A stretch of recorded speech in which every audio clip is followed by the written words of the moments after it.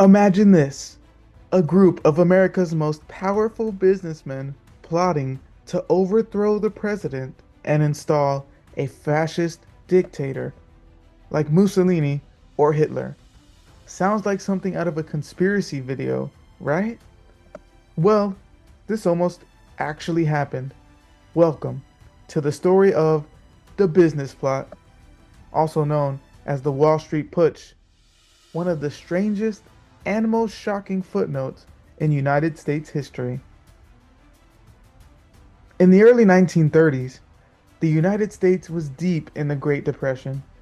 Banks were collapsing, unemployment was sky high, and people were desperate. Franklin D. Roosevelt had just been elected president, promising a New Deal to pull the country out of crisis. But not everyone was on board with these programs. Some of the country's richest and most influential businessmen, from big banks to major corporations, were terrified.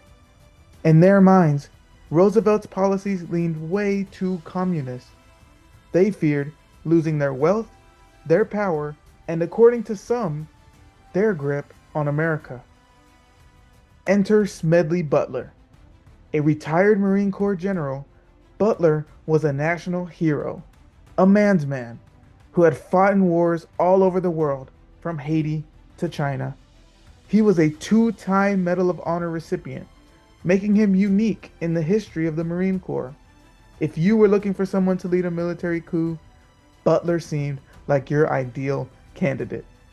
However, Butler had grown disillusioned with the military-industrial complex over his years of service, after seeing firsthand how moneyed interests flowed following his Marines ashore and began profiting off of people rather than helping them. Although Butler supported Roosevelt in the election and was known for his strong criticism of capitalism, the plotters believed his good reputation and widespread popularity were crucial for gaining public support. They also viewed him as more easily manipulated than other potential figureheads. In 1933, Butler was approached by a group of wealthy Wall Street businessmen.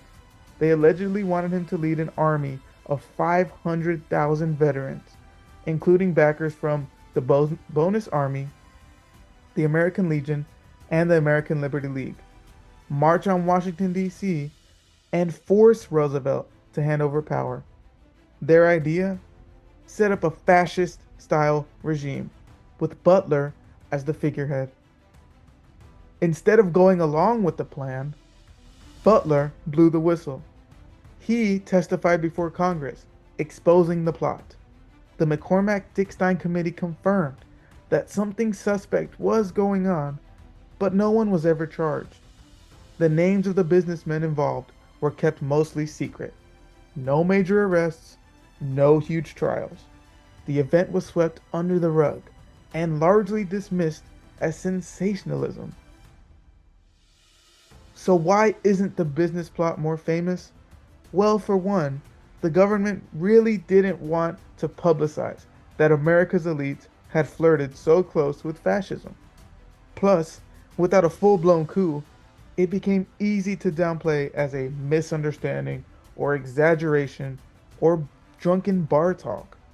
Some argue that a backroom deal was to be made between FDR and Wall Street.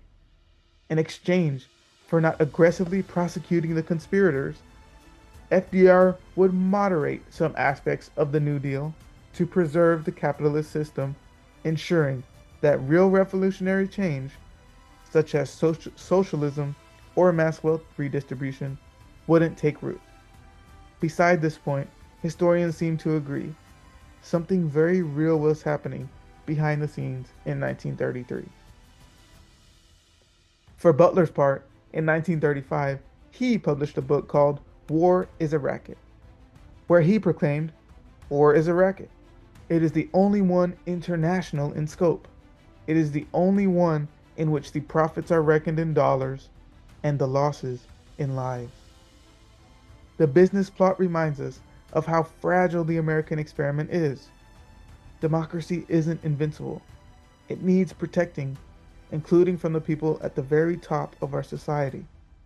Butler's proclamation was echoed by Dwight D. Eisenhower in his farewell address in 1961, and the sentiment remains an ongoing discussion today.